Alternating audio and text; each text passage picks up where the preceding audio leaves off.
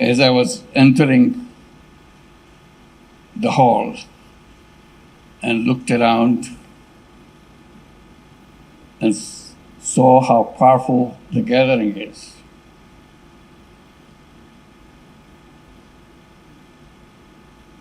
and then I looked at the sign there, the topic of the seminar,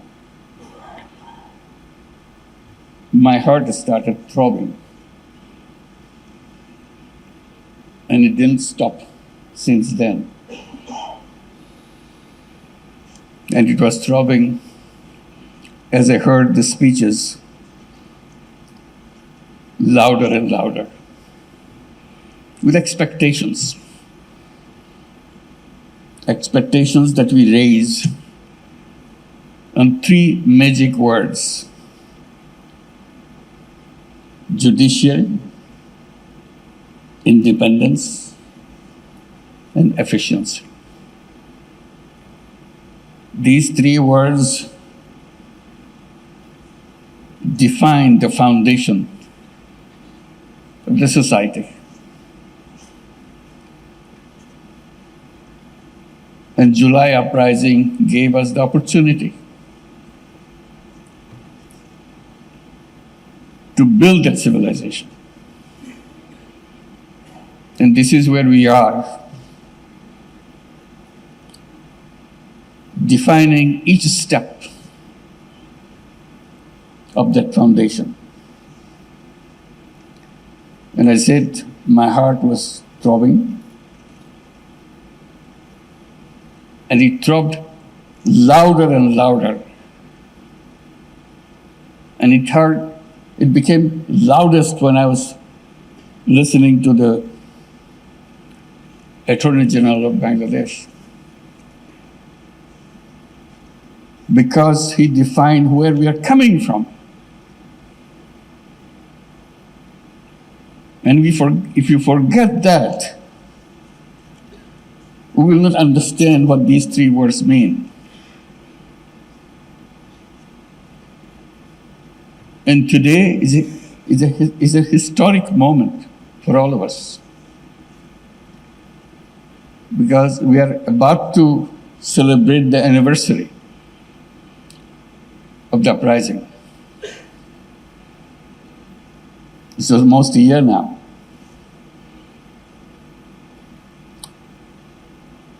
Our young people defined their aspirations with their blood. And it's our job to make their dream come true, the dream of creating new Bangladesh. This is what we are talking about. This is a step one. Nothing can work until we go back to these three words and establish them. And everything else is possible if you make this beginning in the right way. And thank you, Honorable Chief Justice, for elaborating every single step of the way, what the needs are, what we must do. So today, on this historic moment, let's pledge that we'll make it true, make it come. Because this opportunity will never come again. We must not let this slip away from us. The heart that was throbbing will make that happen if you keep it throbbing until we achieve those words, which is given as a theme for the seminar. Honorable Chief Justice of Bangladesh, an honorable guest, honorable ambassadors and high commissioners, I feel very privileged to be here today. For the very reason that I explained, this is where it all begins. If we cannot get this right, rest of it will not come right. So let's make sure we make it right. This seminar is particularly timely and significant, as I explained, as it has been convened during a pivotal period of reform of Bangladesh. Every nation awaits a moment of transformation, an opportunity to mark a new beginning. This is our moment. We want to redress the past anarchies, maladministration, despotism, and authoritarianism, and to set the country on a path of good governance and rule of law. Such movements are not engineered. They are the product of organic popular urge to dismantle old establishments and their vestiges. These movements have no single author. Rather, they symbolizes our unity. Spontaneous in nature, they appear as a contradicting force, emerging to address injustices that have been inflicted on us in every aspect of our nation's life. These junctures thus hold the key to a nation's future. In human history, such opportunities are rare. Indeed, for many nations, they are rather a singular moment. And for us, this moment probably will never come back to us if we miss it. It's not only we miss it, it also gives us the warning that it will never come back. Therefore, these are moments of truth, profound reflections, and united efforts, shaping the fate of the entire nation. A nation's future, consequently, hinges critically on how it navigates these defining moments. Ladies and gentlemen, Bangladeshis are now living in such a critical moment, born from the sacrifices of the thousands of promising, bright, brave young lives. The July Revolution represents our nation's united stand against the injustice ingrained within our social, economic, and political fabric. Indeed, this awakening has come at the tragic cost of thousands of lives, leaving thousands more wounded. Now, we, the living, bear the solemn duty to realize the hopes and aspirations of the martyrdom and the wounded, of the martyred and the wounded. Our debt to them is limitless. We have a long road ahead to fulfill the promises of the July uprising. We bear an ingrained responsibility to honor the sacred memory of those who laid down their lives in July uprising. The sole way to discharge this burden is to ensure justice for the heinous crimes against the humanity committed during the months of July and August of 2024. Today, the nation stands united in its determination to hold the perpetrators accountable. In pursuit of this goal, 2 international crimes tribunals have been established to investigate and prosecute the crimes against humanity that occurred in July-August 2024.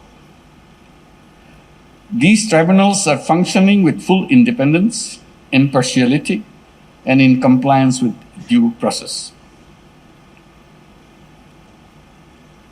We are duty-bound to the nation to see this process through without delay. And I assure you, I remain fully committed to upholding this solemn responsibility.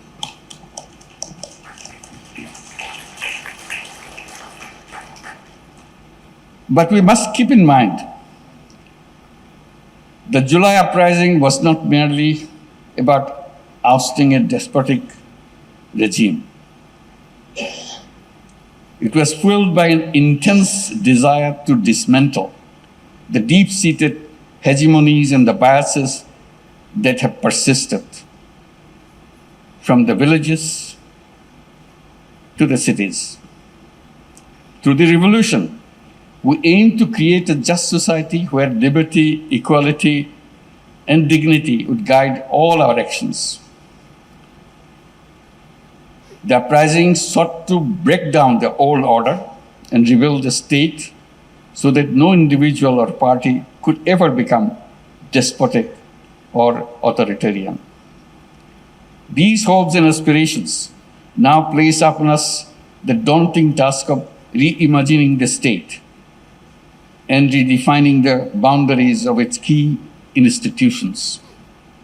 And today, we as stakeholders of this reform stand pledge-bound to do what we are owed. When we speak of reform, we are not talking about minor tweaks that will fall apart under the pressures of time and power.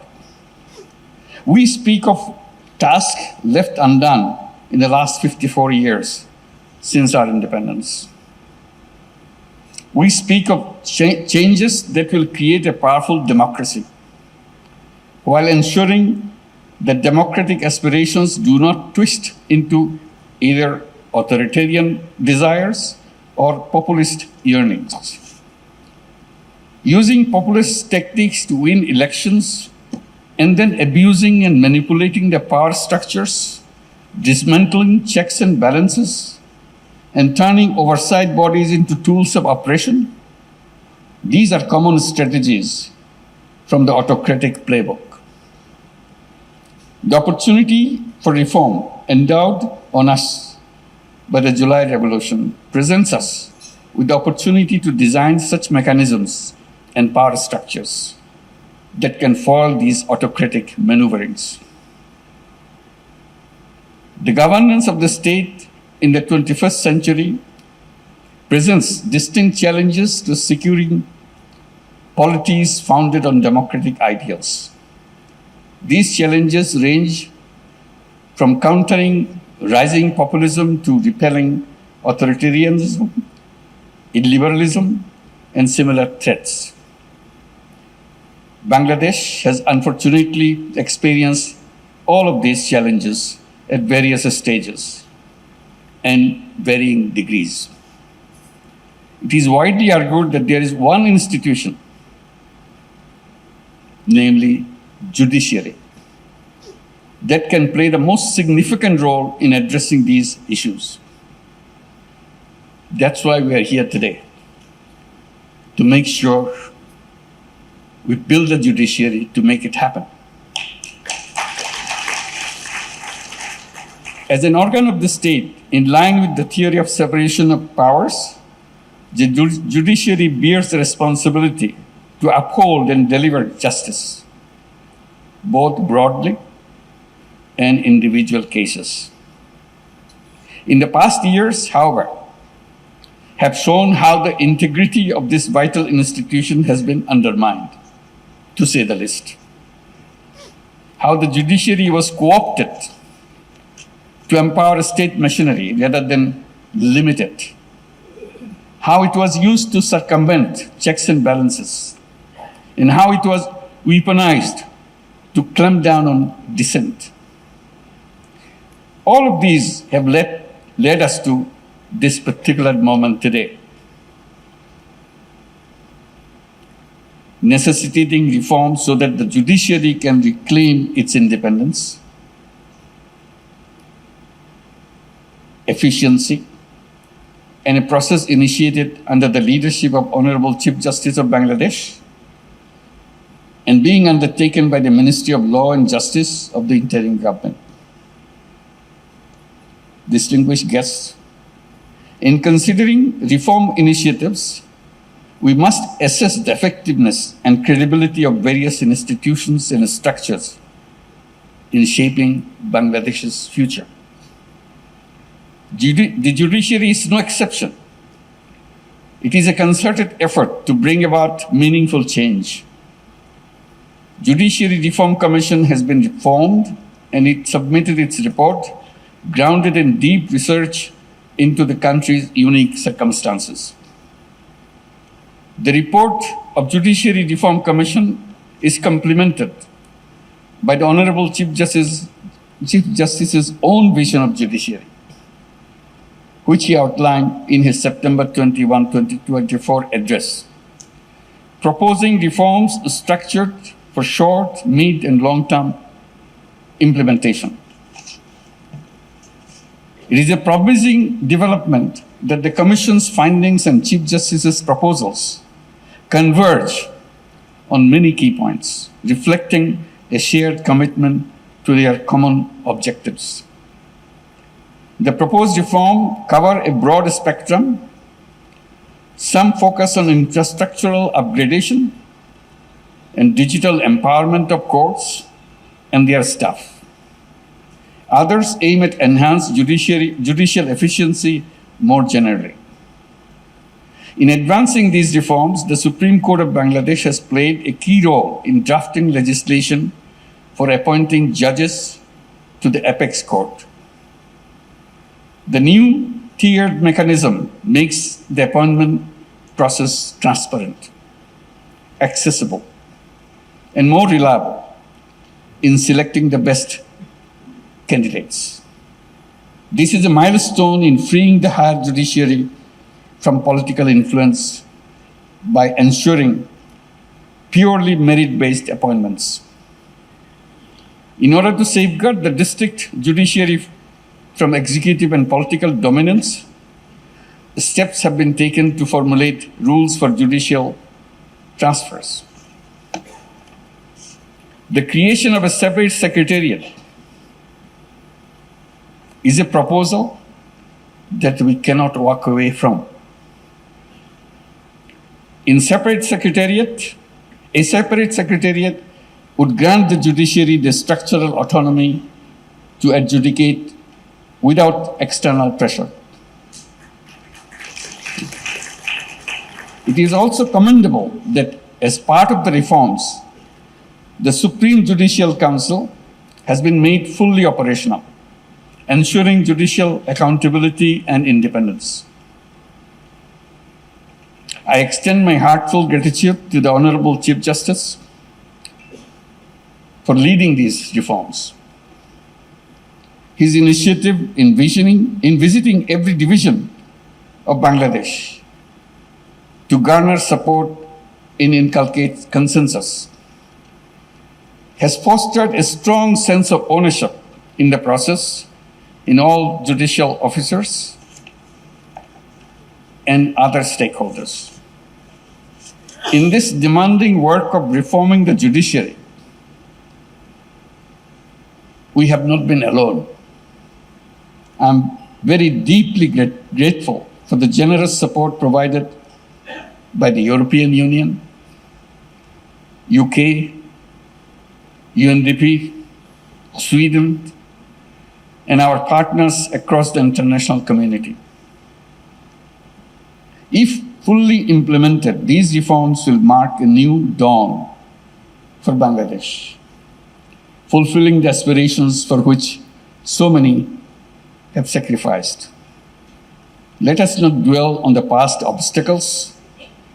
Instead, let us move forward, act decisively, and realize the dreams of our martyrs by building a society of equality, dignity, and liberty. Ensuring an independent and efficient judiciary will significantly advance these pursuits. The judiciary's leadership in driving this reform is truly inspiring. We are deeply committed in achieving an efficient and independent judiciary, and we look forward to its effective realization. The fate of these crucial aspirations and initiatives depends entirely on our collective efforts. We must bear in mind that our actions during this significant period will echo through time, and we'll make it happen. Thank you very much.